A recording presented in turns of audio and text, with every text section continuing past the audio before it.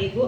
Pertanyaannya, dari pemerintah itu menyediakan kuota untuk siswa ABK, sedangkan untuk di sekolah negeri secara kompetensi itu belum ada guru yang memang mempunyai kompetensi menangani siswa ABK. Itu yang pertama. Jadi bagaimana Bapak Ibu menanggapi hal tersebut, apalagi untuk yang Mama Emil sudah ada link ke kementerian ya. Itu yang pertama. Yang kedua, tantangan guru saat ini terkait mendidik anak-anak itu lebih luar biasa karena dipengaruhi gadget terutama. Nah, kami sedikit kesulitan menangani anak-anak karena memang kan anak-anak lebih banyak waktunya itu di rumah gitu ya. Sedangkan orang tua perannya harusnya lebih banyak dibandingkan kita seperti itu. Jadi mungkin adakah solusi bagaimana jadi yang sekolah itu tidak hanya anaknya tapi ada juga sekolah ibu misalnya seperti itu. Itu yang kedua. Yang ketiga, jadi selama ini gak ada komite dipendem Bang. Yang ketiga, tadi di salah satu misi itu komite akan menjadi penyeimbang untuk ke sekolah. Kalau mungkin dari kami sebagai pihak sekolah, terutama di sarana prasarana untuk kebutuhan kamar mandi itu sangat kurang dibandingkan dengan jumlah siswa, gitu ya. Harusnya kan maksimal ya 1:40, sedangkan kita itu jauh banget tuh kekurangannya seperti itu. Itu aja mungkin pertanyaan dari saya. Sekian, Assalamualaikum warahmatullahi wabarakatuh. Terima kasih pada Bu Lia atas ajuan pertanyaannya. Langsung dijawab oleh Ibu Lia tadi diajukannya ke siapa ya? Pertanyaannya banyak tapi bingung. untuk tiga-tiganya mah. Oh, boleh. Iya, itu merangkum semua. Jadi pengen tahu jawaban dari setiap calon. Baik. Sekali lagi aplaus untuk Bu Lia. Alhamdulillah ada berarti forum ini untuk mengeluarkan gitu ya Bu. Ya selama ini terpendam. Tapi sebenarnya untuk mama-mama juga, ini tuh saya sih nganggapnya ini tuh kita kekeluargaan, sharing gitu, nggak ada yang apa sih ya, like dislike atau pokoknya semua harus positive thinking untuk kemajuan bersama. Nah saya tadi menangkap tadi, terima kasih. Saya respon untuk yang inklusi.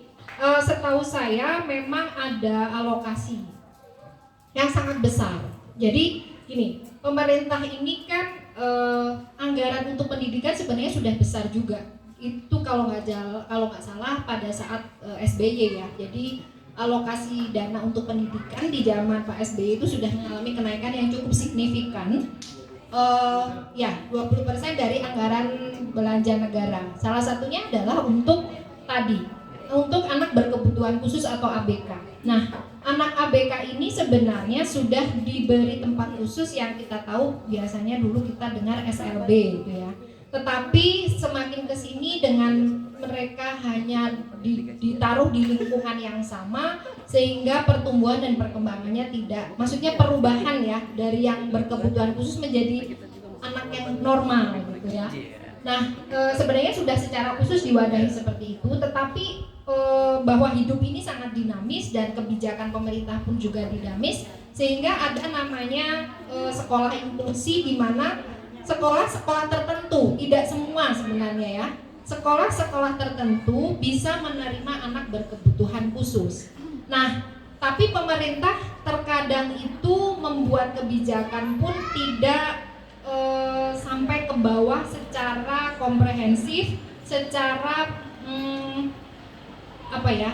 siap sedia gitu. Jadi kadang kebijakan dibuat, tapi pemerintah anggarannya belum disiapkan, sarana prasarana, terus guru-guru khususnya karena namanya juga anak berkebutuhan khusus, sehingga khusus di sini harus tempat yang khusus, guru yang khusus gitu ya. Jadi ada sebuah lingkungan yang mendukung. Nah, pemerintah itu biasanya tidak hanya untuk sekolah inklusi sih ya. Sekarang aja misalnya kurikulum, dari kurikulum K13 menjadi kurikulum merdeka.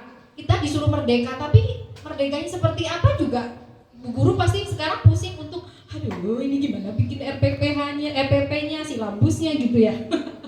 Saya paham Bu, saya pun juga mahasiswa saya juga aduh Bu ini berganti lagi gitu ya.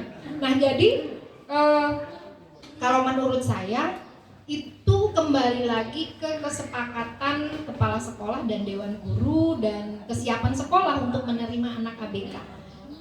Menurut saya jika memang sekolah belum siap, mending ya pahit-pahitnya diberi penjelasan gitu. Kadang memang masalahnya adalah orang tua itu yang belum menerima bahwa anaknya berkebutuhan khusus gitu. Nah jadi jangan dipaksakan kalau menurut saya, karena itu tuh seperti domino efek.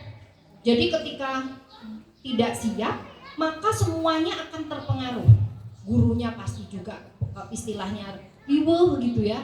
Nanti teman-temannya riweuh, orang tuanya komplain, pusing kan akhirnya gitu. Kenapa tidak dari awal? Ya kalau memang tidak siap, tegas saja. Bukan berarti membeda-bedakan, tidak. Karena ketika dipaksakan kasihan anaknya juga, kasihan lingkungannya, kasihan bu gurunya. Kalau menurut saya seperti itu, gitu ya. Jadi bukan kita ya tadi, loh berarti like and dislike dong, berarti education not for all. Tidak seperti itu. Karena kalau kita terima, jadi kita pun ketika membuat keputusan harus dipikir matang-matang, dilihat dari semua aspek. Kalau diterima seperti apa, kalau tidak diterima seperti apa. Nah, kalaupun diterima harus tadi ada kesiapan semuanya, ada kesepakatan. Itu yang paling penting Bu. Jadi setahu saya, nah karena sebenarnya kalau nanti dia di tempat khusus itu juga gurunya itu guru khusus dan gaji untuk ABK, guru ABK itu kalau nggak salah 3 kali lipat Bu.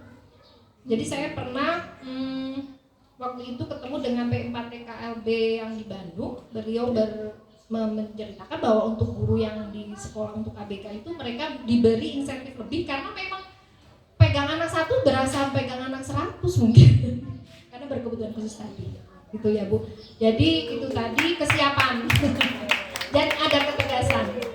Nah mungkin diperlukan juga makanya komite di sini mungkin pada saat untuk penerimaan peserta didik baru PBDB di situ ada seleksi gitu supaya tidak menimbulkan. Jadi nah seleksi di sini tuh biasanya sangat sensitif ya. Pemerintah sudah membuat kebijakan bahwa PBDB ini berdasarkan umur yang pertama, berdasarkan zonasi. Nah zonasi ini yang bikin masalah lagi.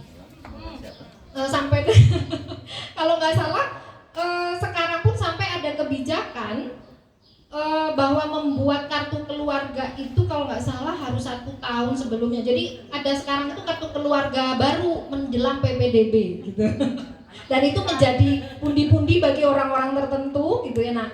Nah itu menjadi hal yang sensitif. Nah zonasi, nah pemerintah tuh kadang membuat sebuah aturan ke bawahnya itu ya tadi Pak Muhyiddin juga bilang kadang sosialisasinya kurang gitu. Zonasi yang di sini adalah, nah dia juga ada pakar hukum. Makanya sebenarnya kalau saya bilang ini nih sebenarnya gabungan yang wow gitu ya. Bapak saya lihat tadi, wah ekonominya, RAB-nya, sarana prasarana mantap sekali. Nah kita ini tinggal di negara hukum. Nah pasti ini pakar hukumnya sudah ada. Kalau saya itu paling ya lebih ke gimana sih bagusnya kalau atau networking. Kalau misalnya ada apa sih kebetulan saya ada akses untuk ke kementerian, ada akses untuk dinas.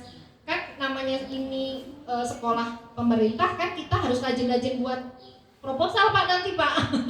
Nah proposalnya itu harus jelas dan harus secara hukum. Nah nanti backupnya dengan ibu notaris. Wah keren sekali sebenarnya. Nah, jadi ini sebenarnya tadi Pak Muhyiddin juga bilang kita benar-benar harus bisa mengoptimalkannya itu tadi. Kalau diawali dari kita ini diciptakan Allah untuk menjadikan manfaat untuk diri sendiri, untuk orang lain dan lingkungan, sehingga kita tergerak untuk menjadi yang terbaik apa yang bisa kita berikan gitu loh. Termasuk hasil itu mah udah lillahi ta'ala aja hasilnya seperti apa gitu ya. Nah jadi tadi untuk soal inklusi itu tadi seperti itu, jadi kesepakatan. Terus tadi apa ya Bu ya? Yang kedua. Oh, gadget. Nah, ini mungkin bisa ranah saya. Saya juga sering diminta untuk parenting. Nah, biasanya parenting itu ramenya di TK. Misalnya, Bu, anak saya belum bisa baca tulis padahal udah umur sekian. Bu, anak saya itu nggak bisa diatur, suka nangis. Ya nangis mah memang biasa ya. Nah, kalau saya kan anak saya boleh nangis tapi tidak lama-lama. Misalnya kayak gitu. Jadi tidak boleh nangis juga nggak boleh gitu, Bu. Terus anak-anak nih kelas 1 SD nggak bisa diem. Nah, memang anak-anak tuh nggak bisa diem. Cuman nggak bisa diemnya harus nggak bisa diem yang melakukan sesuatu yang positif, misalnya gitu. Nah, saya bilang tadi makanya mengapa saya visi misi tadi salah satunya adalah membentuk lulusan atau anak didik yang berkarakter, berakhlak mulia. Karena saya bilang tadi, Bu, jadi curcolan bulia juga ya. Itu tuh curcolan seluruh guru di Indonesia, Bu, sebenarnya. Bahwa guru itu semakin merasa semakin, apalagi kemarin ya, kalau mungkin ibu-ibu guru-guru itu enak aja ngasih tugas tapi masih dapat gaji. Oh, jangan salah, Bu, itu ada yang ngirim WA-nya tengah malam itu. Soalnya saya mahasiswa saya juga gitu, deadline kata saya pukul 4 sore gitu ya. Itu maaf mem, saya masih kerja, jadi saya baru bisa mengumpulkan tugas jam 12 malam. Astagfirullahaladzim. Emang dikiranya saya 24 jam kayak Indomaret gitu ya. Nah, itu yang terjadi. Jadi bu guru itu memang, jadi ketika kemarin COVID itu bukannya mereka santai-santai, kerjanya malah nggak jelas waktunya gitu ya. Nah, jadi gadget ini ada positifnya, tapi banyak negatifnya. Nah, jadi untuk menjembatani mungkin ada seri parenting gitu nanti. Nah, parenting ini kan komite, kita mengumpulkan, kita buat kesepakatan, kesepahaman bagaimana, intinya kita sama-sama pengen anak kita adalah anak-anak solih-solihah, sebenarnya itu aja ya, dan sukses. Nah, jadi kita dengan motivasi yang baik bersama kita wadahin gitu parenting. Gak usah pakai waduh apa ya, aku di rumah suka bikin agar-agar, bawa aja. Aku di rumah suka bikin yang ketan pakai serundeng. Gak usah mikir bahan apa, Pak. Datang bawa kue masing-masing, sudah gitu. Nanti pembicaranya dibayar berapa ya? Insya Allah nanti dibayar sama Allah. Ada rezeki yang lain dan lain tidaknya dari situ gitu. Jadi parenting menurut saya untuk itu Bu Lia, jadi untuk menjembatani tadi gitu ya, supaya lebih guyup juga silaturahmi antara sekolah dan orang tua gitu ya. Parenting itu salah satu yang baik. Parenting itu bahasa Inggris sebenarnya parenting. Jadi memang dalam hidup ini tidak ada sekolah orang tua ya. Jadi itu sebenarnya parenting itu untuk ya kita belajar bersama gitu ya. Terus yang ketiga tadi apa Bu? Sarana prasarana. Nah itu tuh ya itu tadi Bu. Itu kayaknya bapak-bapak yang memang pikirannya sarpras, Pak Butidin mungkin, atau misalnya Pak Jazuli tadi udah tahu ya bahwa ya pemerintah tuh seperti itu ya, harusnya dinas juga itu tuh ada istilahnya kalau di inventaris ya, sekolah negeri itu ada berapa, terus habis itu kualitas bangunan seperti apa, kualitasnya apa, itu kan memang tidak merata karena ya itulah. Nah makanya kenapa ada komite gitu, jadi itu membangun untuk membantu program pemerintah. Jadi tapi jangan mikir berarti komite itu nanti uang, ya enggak juga gitu. Apa sih yang bisa kita berikan? Kalau misalnya saya merasa punya akses, ya akan saya berikan ke sini gitu. Mungkin Bu nanti ini misalnya ternyata ketika ada dana sesuatu harus pakai diketahui notaris gitu. Nah kita kan ada komite yang notaris supaya nggak bayar ya Bu ya. Kita ke kuliah. Atau mungkin mau bangun apa-apa gitu ya, akses untuk beli bahan bangun murah, mungkin Pak Muhyiddin punya gitu ya. Kalau ibu-ibu kan pasti nyari yang murah ya. Oh gitu. Tapi jangan yang murah tapi kualitas jelek ya. Murah tetap kualitas bagus. Karena saya lihat kan di atas itu ada ada kelas yang belum bisa dipakai, sekarang tidak bisa dipakai karena kondisinya mengkhawatirkan bagi keamanan anak. Itu kan Waduh, kata saya sayang gitu. Sebenarnya ada, tapi ketika itu mau dipakai takut anak-anak ada bahaya. Berarti kan itu keamanan yang harus nanti ketika misalnya nanti sarana prasarana, makanya tadi saya sangat setuju ketika misalnya nanti proposal ada transparansi, keterbukaan, sehingga di situ kita tahu oh anggaran sekian kualitasnya ini. Jadi ketika ada apa-apa kita pun bisa komplain kemana gitu. Nah sekarang itu kita mau komplain kemana? Komplain kemana Pak Jazuli? Itu kondisi yang itu kan sayang sekali Mubazir ya. Ada 3 ruang kelas tapi tidak bisa. Karena 2023 akan direhab. Oh, alhamdulillah Pak Jazuli ini Masya Allah. Nah, tadi itu juga untuk tanah yang ini itu ya. Nah, mungkin ya saya bilang sih bahwa kalau saya sih tidak terpikir untuk jadi DPR atau segala, tapi ternyata memang untuk kasus tanah ini memang kita harus merapat ke penguasa. Kalau saya tahu. Kepala dinas pun tidak bisa, pasti ke wali kota ya Pak Jazuli ya rujukannya. Nah, itu baru kita siapa nih kira-kira wali murid yang dekat sama wali kota gitu kan. Nah, jadi kita saling bersinergi. Kalau menurut saya itulah komite itu di situ. Gitu. Itu dari saya Bu Lia. Selanjutnya Ibu Notaris. Assalamualaikum warahmatullahi wabarakatuh. Waalaikumsalam warahmatullahi wabarakatuh. Sebenarnya panggilan saya juga sama, Lia juga. Jawaban dari Bu Yani sebenarnya mengcover semua ya, mengcover semua dan sudah terjawab. Itu sangat detail sekali. Kalau mengenai anak ABK betul, sebenarnya saya juga setuju. Di awal ya mungkin. Tapi kalau sudah masuk bagaimana? Sudah belajar atau sudah menjadi siswa mungkin kelas 2, kelas 3 istilahnya, karena kita pernah punya pengalaman di TK juga ya. Mohon maaf ada bila mana ada orang tua yang mungkin ada anak-anaknya yang berkebutuhan khusus, terkadang tidak menyadari atau mungkin anakku nggak apa-apa, anakku tuh biasa kok, normal, nggak apa-apa kok gitu, orang di rumah juga biasa aja bermain seperti biasa, dia bisa kok mengikuti pelajaran gitu. Tapi ketika dia di sekolah ternyata dia tidak bisa mengikuti pelajaran di sekolah, mungkin lebih sukanya lari-larian, tidak bisa duduk di tempat. Nah, kadang memang mungkin tidak tertangkap hanya dengan tes hanya sekian menit ya, ketika wawancara itu mungkin tidak terlihat.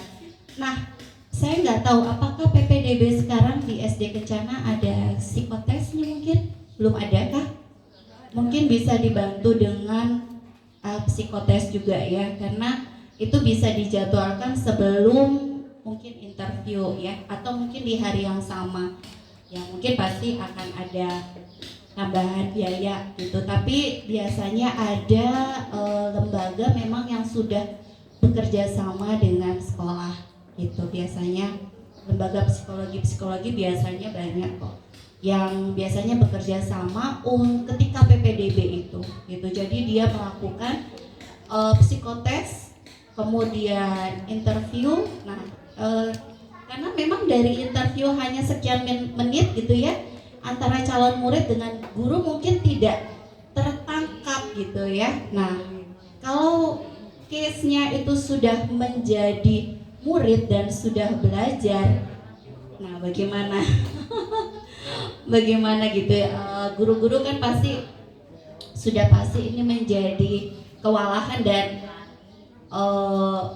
pasti bagaimana caranya? Ya mungkin bisa dibicarakan dengan orang tuanya ya terlebih dahulu, bagaimana jalan baiknya seperti itu. Kemudian jadi kalau supaya untuk di awal ya, berarti ya solusinya mungkin kita bisa coba tambahkan dengan psikotes itu tadi ya, untuk bisa lebih menjaring atau paling tidak bisa menangkap apakah ada anak-anak di sini yang kemungkinan berkebutuhan khusus. Sebenarnya bisa dilihat juga dari psikotes itu, misalkan IQ ya disebutnya, ya gitu. Jadi bisa penempatan gitu. Mungkin nanti kelas 1-nya mungkin 1A gitu ya, yang agak level up gitu mungkin, atau mungkin kalau memang kebijakan sekolah untuk dicampur ya enggak dicampur.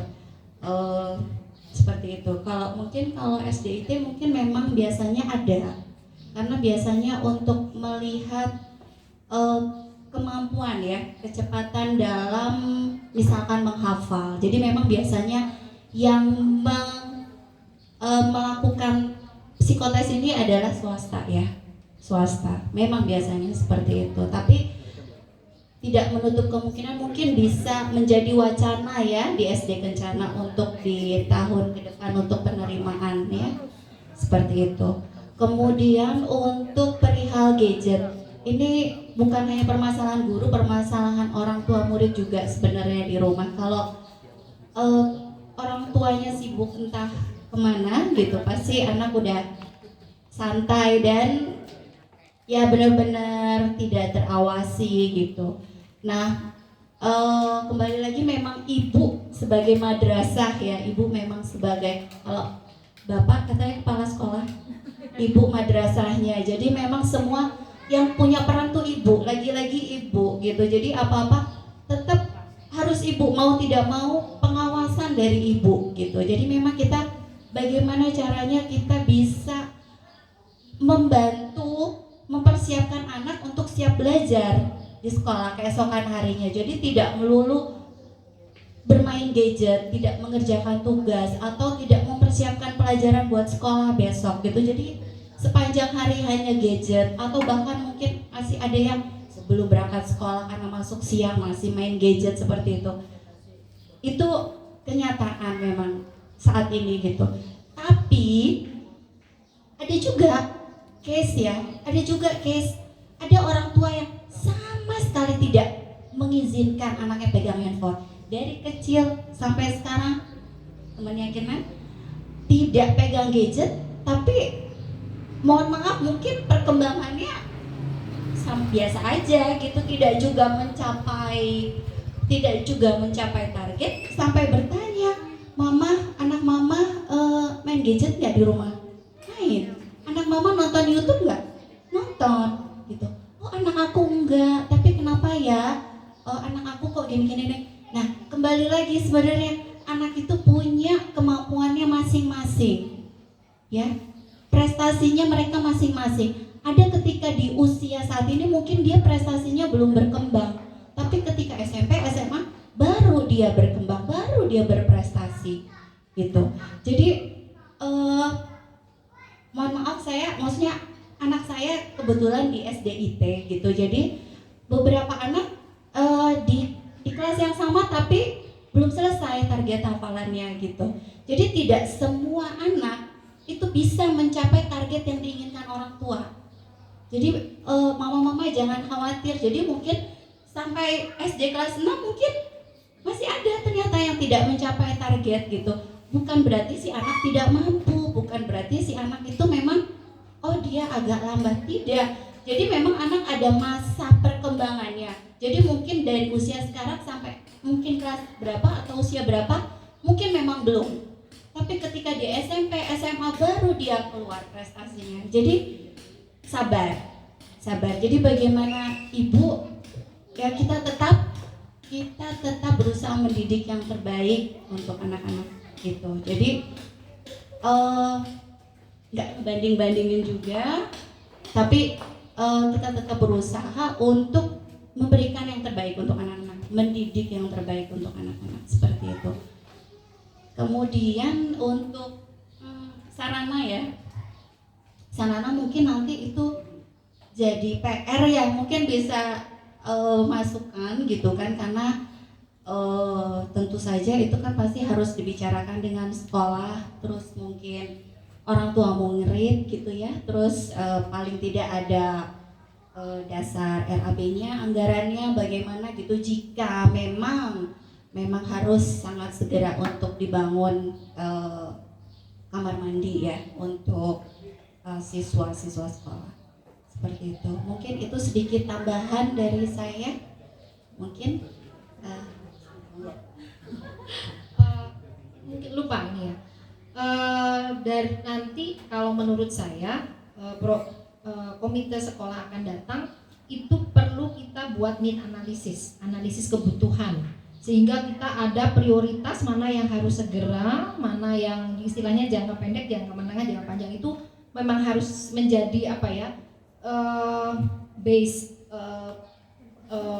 dasar untuk nanti membuat program kerja komite. Itu adalah berdasarkan need analysis. Jadi bukan karena bukan ingin ini, tapi need analisis kebutuhan. Jadi kebutuhan dulu. Makanya anak saya itu sekarang dari kementerian ada namanya kecerdasan sosial finansial. Itu bukan kecerdasan mengatur uang ya, karena finansial, tetapi kecerdasan dari anak kecil, dari mulai anak TK atau mungkin nanti di rumah teman-teman ya, ibu-ibu, dari kecil itu anak harus bisa dididik mereka memilah mana kebutuhan, mana keinginan. Makanya biasanya kalau anak saya mau jajan, saya akan gini, adik mau jajan itu adik karena ingin jajan atau memang butuh karena lapar atau haus. Saya pakai sampai seperti itu. Jadi dari kecil kalau anak dididik kayak gitu, insya Allah negara kita korupsi nggak akan ada. Karena korupsi itu sebenarnya keinginannya yang pingin menumpuk harta, tapi kebutuhannya sebenarnya, ya Allah, kebutuhan kita tuh sebenarnya kita seberapa banyak sih makan dan minum gitu. Nah sehingga tadi ketika kita pun mengelola ini need analysis kebutuhan, mana yang paling penting. Makanya kayak tadi kamar mandi, wah itu bagi saya penting banget gitu ya. Karena di Jepang juga, kalau di Jepang pendidikan itu guru-guru di sana lebih memilih mengajari anak untuk membersihkan toilet daripada untuk mengajarkan pengetahuan. Mengapa seperti itu? Karena orang Jepang meyakini bahwa membentuk karakter itu lebih lama dan lebih sulit daripada pengetahuan. Kalau mau cerdas, anak pinter, coba Pak Jazuli biasanya kan kalau mau masuk SMP, anak itu atau masuk bimbel, dicencer gitu ya, langsung bisa loh. Tapi gimana dia menjadi anak yang mau membersihkan toilet, kepada orang tua itu solih, mau nurut, itu sulit. Nah kalau di Jepang seperti itu. Jadi lebih ke kecakapan hidup ya, life skill dan karakter.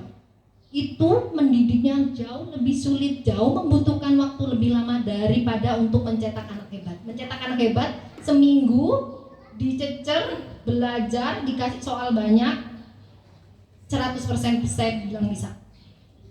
Makanya yang mau masuk ke UI gitu ya, ke STAN, tinggal kumpulin soal-soal banyak, cari guru yang pintar, nyecer dia seminggu bisa.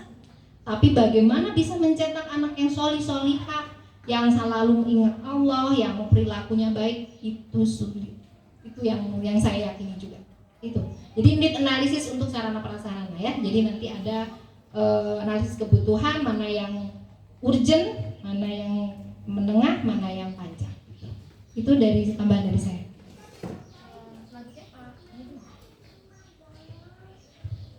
Ya, langsung saja mungkin singkat, karena satu pertanyaan harusnya 10 menit kelar.